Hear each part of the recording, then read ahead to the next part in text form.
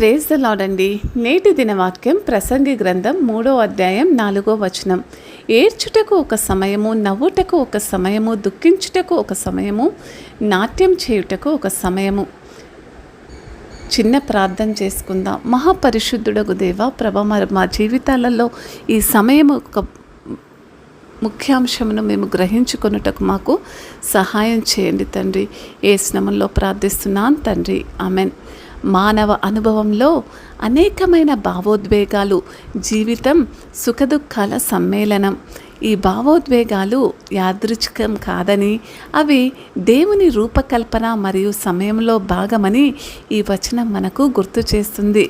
ఏడుపు మరియు దుఃఖ సమయాలలో భారంగా అనిపించవచ్చు, కానీ అవి ఆనందం మరియు పునరుద్ధరణ తెచ్చే నవ్వు మరియు నృత్యాల కాలాలను అవి వాటి వెనక దాచుకొని ఉంటాయి.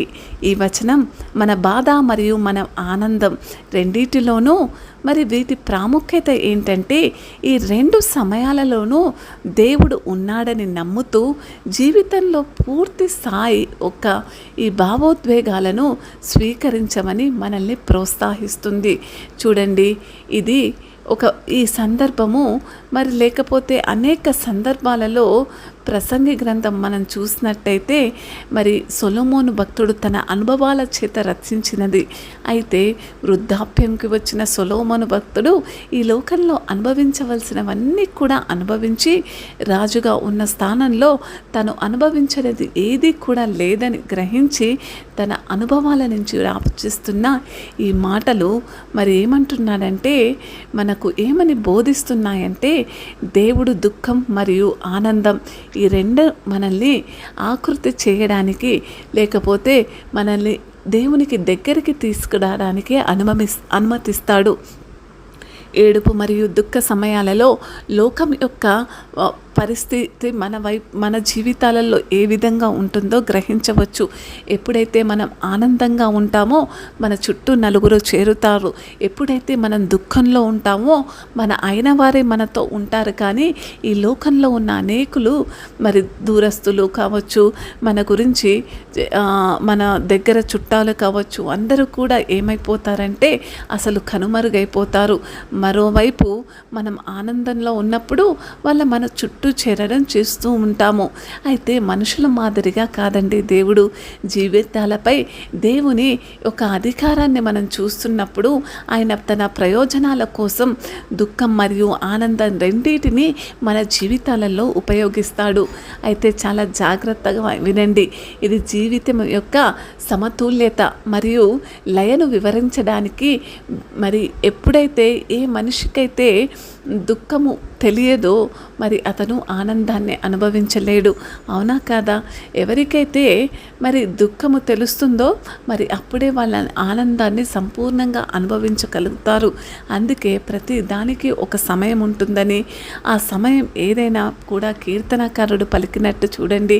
30వ కీర్తన 5వ చరణంలో, రాత్రిపూట ఏడుపు నిలిచి ఉండవచ్చు, ఉదయమున సంతోషము కలుగును అంటున్నాడు. యోహాను సువార్త 16:20లో, మీరు దుఃఖిస్తారు కానీ మీ దుఃఖము సంతోషముగా మారుతుందంటున్నాడు.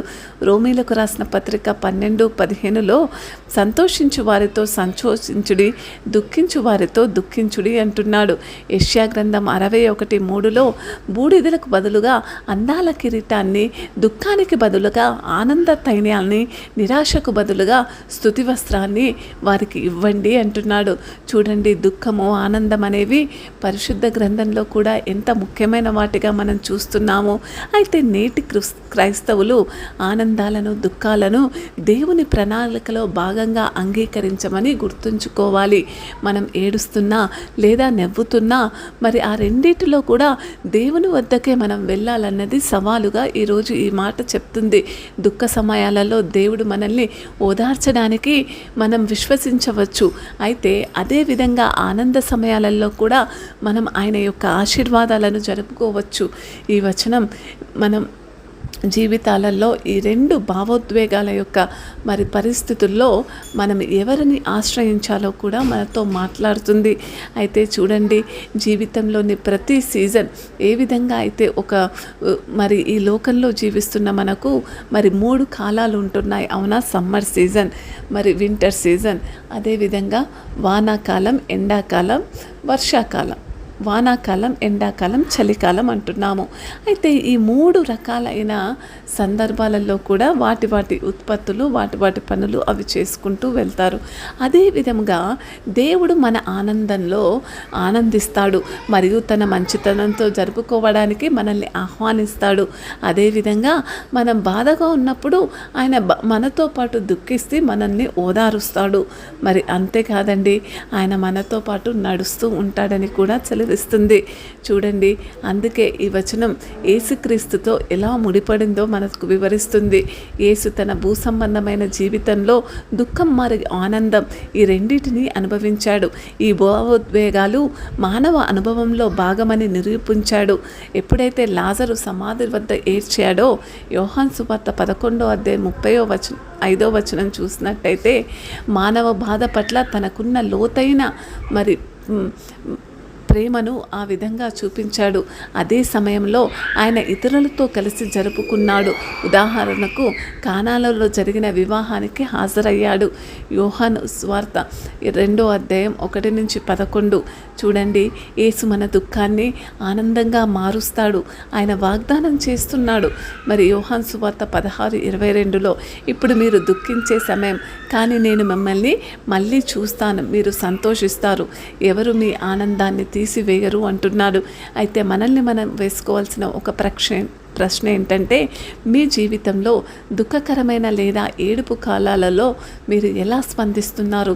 దేవునికి దగ్గరగా జరుగుతున్నారా, దూరంగా పారిపోతున్నారా?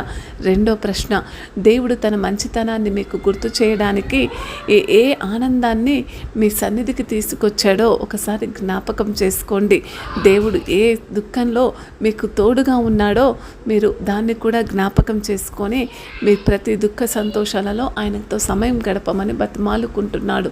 దేవాతి దేవుడిచ్చిన సందేశాన్ని బట్టి ప్రార్థన చేసుకుందాం. మహాపరిశుద్ధుడకు దేవా, ఈ సుఖ దుఃఖాల సమ్మేళనంలో మేము ప్రతిసారి మీ సన్నిధికి చేరాలని బతిమాలుకుంటున్నాం. వాక్యం విన్న ప్రతి ఒక్కరూ కూడా వారి ప్రతి పరిస్థితుల్లో నిన్నే జ్ఞాపకం చేసుకోవాలని బ్రతిమాలుకుంటున్నాను. యేసు నామములో ప్రార్థిస్తున్నాను తండ్రి, ఆమెన్.